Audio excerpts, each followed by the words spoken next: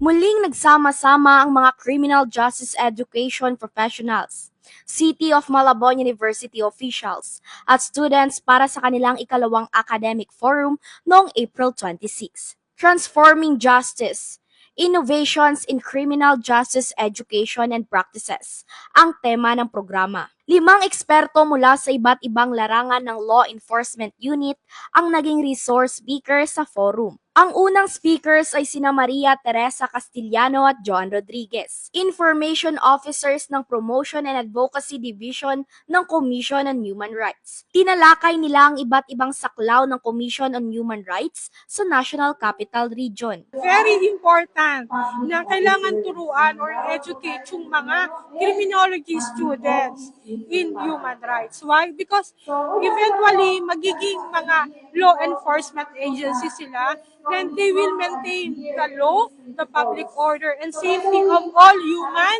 beings, of all the persons in a community. Hinikayat naman ng pangalawang speaker na si Jail Chief Inspector Attorney Patricia Bidamo ang criminal justice students na maglingkod sa bayan sa tulong at gabay ng Bureau of Jail Management and Penology. Hinikayat ko po lahat ng qualified individuals na mag-apply po sa amin sa BJMP. Magkakaroon po kayo ng oportunidad na magtrabaho sa pasilidad at tumulong sa humane safekeeping and development ng PDL. Tinalakay naman ni Mark Joseph Chua, Assistant Chief ng Data Processing Division ng NBI, ang kasalukuyang kalagayan ng forensic science sa ating bansa. Kahit kulang man tayo sa teknolohiya, pero syempre, nag-i-improve, ginagawa natin ang paraan.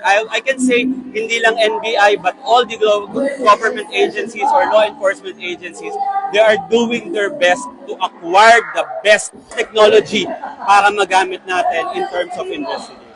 Para naman sa huling speaker na si Police Captain Cherry Jing Masalay ng Northern Police District, mahalaga na alam ng ating kapulisan ang usaping accountability and transparency. Yung accountability is very important for us in the police organization kasi minsan na-issue kami about sa mga irregularity in our performance of our duties.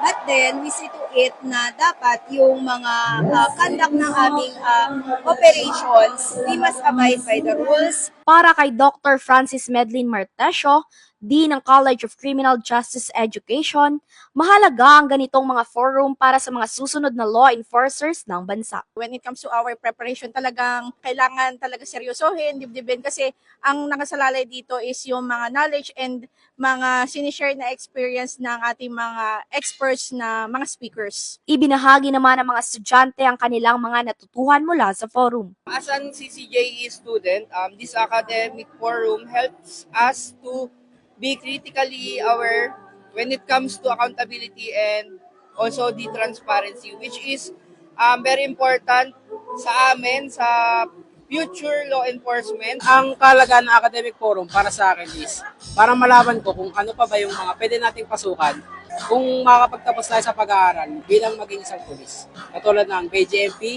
PNP at iba pa. Sa pagtatapos ng academic forum ng 5 kolehiyo ng CMU, baon ng mga estudyante ang iba't ibang kaalaman na ibinahagi ng iba't ibang resource speaker na eksperto sa kanilang mga larangan. Ito ay magiging daan upang mas maging handa sila sa kanilang tatahaking propesyon sa hinaharap. Para sa CMU iConnect, Hazel Yuson, konektado para sa Kabataang Malabueño.